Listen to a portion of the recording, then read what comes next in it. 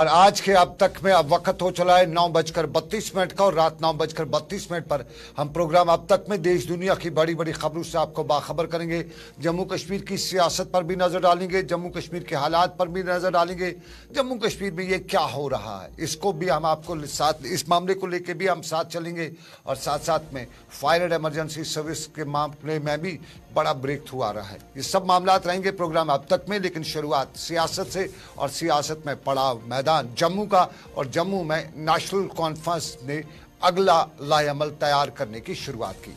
National conference headquarter Jammu के बाहर की तस्वीर, डोल तमाशा, और डोल तमाशा साफ जाहिर है बड़ा मार्का होने जा रहा था। और ये बड़ा मार्का जम्मू जिले के या जम्मू सूबे के जो गुज्जर बरादरी के लोग हैं उनके लिए आज नेशनल कॉन्फ्रेंस ने खास मीटिंग रखी थी।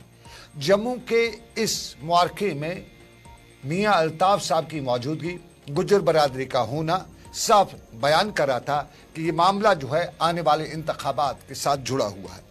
जम्मू कश्मीर में आने वाले इंतखाबात के हवाले से अलग अलग तरीके से रायजनी की जा रही है। अपने अपने तरीके से लोग इस पर बयानबाजी भी कर रहे हैं और सियासी जमातें एक दूसरे पे इल्ज़ाम भी दे रही हैं। लेकिन नेशनल कॉन्फ्रेंस जम्मू के सूबे जम्मू और कश्मीर को मिलाई हुई सीट यानी साउथ कश्मीर की सीट पर जो नज़र रखे हुए है, और उसमें नेशनल कॉन्फ्रेंस के हलकों का मानना है कि मियां अल्ताफ साहब अगर उम्मीदवार होते हैं तो मियां अल्ताफ साहब का कश्मीर में भी नेशनल कॉन्फ्रेंस का वोट है। कश्मीर के कुकरनाग, पहलगाम और दूसरे कई कॉन्स्टिट्यूंसी में गुज्जर वोट उनका अपना भी है। और उसके साथ साथ खित्ते पुंछ राजौरी में उनका एक बड़ा वोट बैंक है, गुज्जर बरादरी का वोट बैंक है, पीर मरीदी का वोट बैंक है। और यूं साउथ कश्मीर की सीट पर मियां अल्ताफ बाजी आसानी से मार सकते हैं, ये नेशनल कॉन्फ्रेंस के हलकों का मानना है। लेकिन सारे के बीच में पिछले काफी वक्त से नेशनल कॉन्फ्रेंस में जो गुज्जर लीडरशिप थी या गुज्जर वर्कर थे वो नेशनल कॉन्फ्रेंस से बहुत दूर होते हुए नजर आ रहे थे।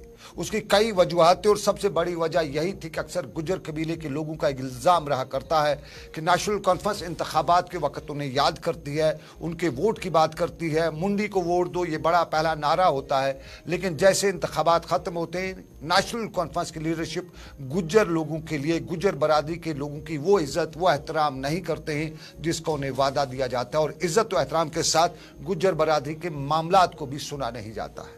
और यही एक बड़ी वजह थी कि नेशनल कॉन्फ्रेंस से गुज्जर बरादरी के लोग भी कुछ कुछ खिसकते गए। और साफ तौर पे जब से गुज्जर बरादरी के लोगों में पढ़ाई का जो इल्म का दिया जलने लगा उसके बाद नई जनरेशन भी कहीं न कहीं नेशनल कॉन्फ्रेंस की पॉलिसियों की नुक्ताचीनी खुलेआम भी करती रही और वोट के मामले में भी उनसे दूर होती रही। और यह अब नेशनल कॉन्फ्रेंस को शायद समझ आ गया था और यही एक वजह थी कि बताया जाता है कि जम्मू में आज नेशनल कॉन्फ्रेंस ने खास तौर पर जम्मू के गुज्जर बरादरी के लोगों को बुलाया था, इनके साथ मीटिंग रखी थी। और इस मीटिंग के दौरान गिले शिकवे भी हुए और इनमें भी हुआ।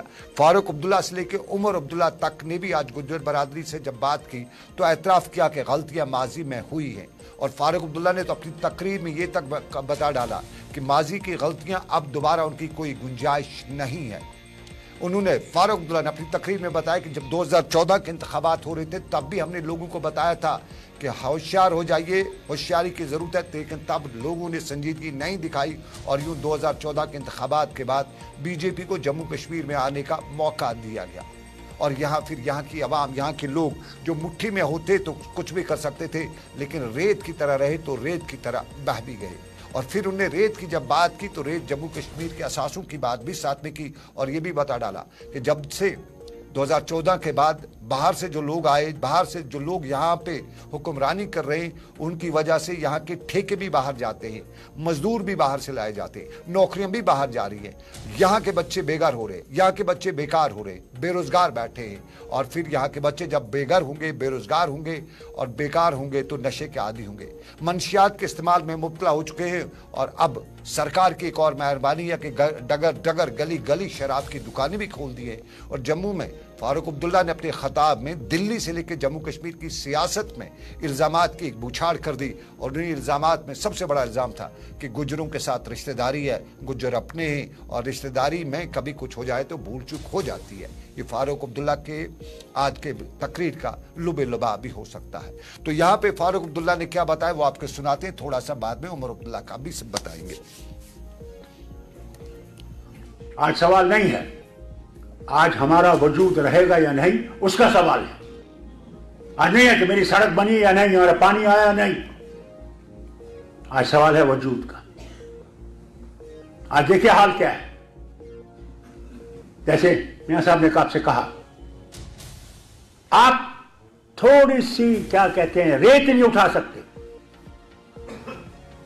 सारे ठेके बाहर वाले,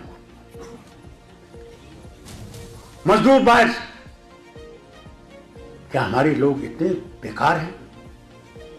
नौकरी में बाहर से लोग आ रहे हैं और हमारे लोग पढ़े लिखे बैठिए और बैठे हुए हैं, दवाइयों का शिकार हो गए। और शराब भी तो अब हर गांव में पहुंच गई है। अल्लाह ही रहम करे। अब हम अपने बच्चे और बच्चों को गिरे हुए देखें नालों में शराब पीते हुए। होश करिए। अगर आज भी आप लोग जागे नहीं और उस खतरे को नहीं देख रहे हैं जो आने वाला है, तो फिर मुझे माफ करिएगा, मेरी मुलाकात आपके सामने अल्लाह के पास होगी। उस वक्त मैं अल्लाह के सामने कहूंगा कि मैंने इनसे कहा था, मैंने पिछले इलेक्शन में भी आपसे कहा था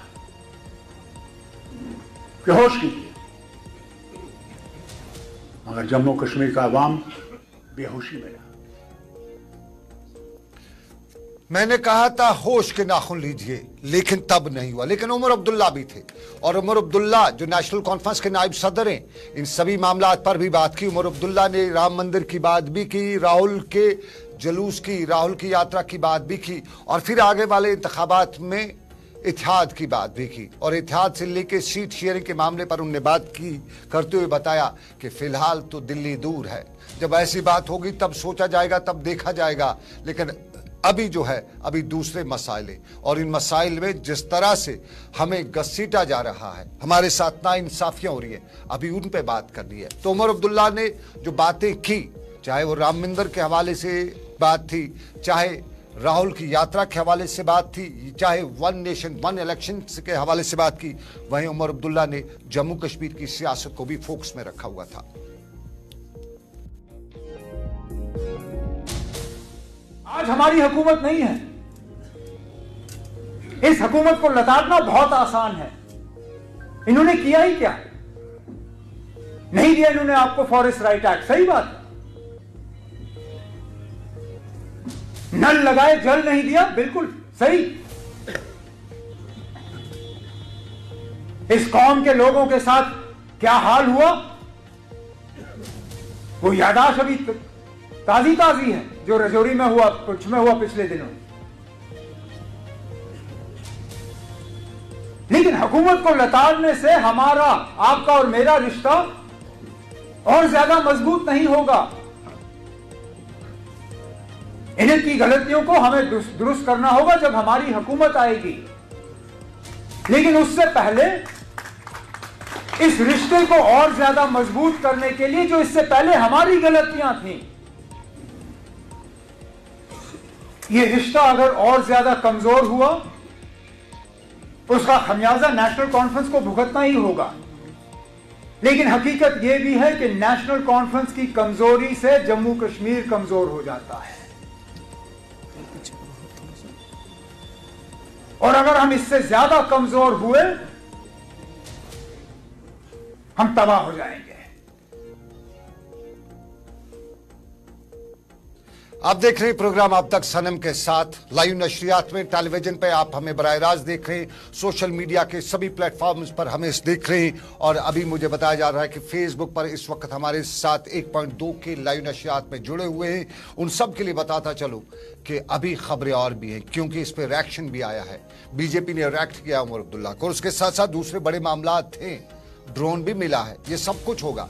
लेकिन एक छोटा सा तिजारती वक्फा लेंगे, ब्रेक के बाद मिलेंगे, बाकी मामलात पे नजर रखेंगे।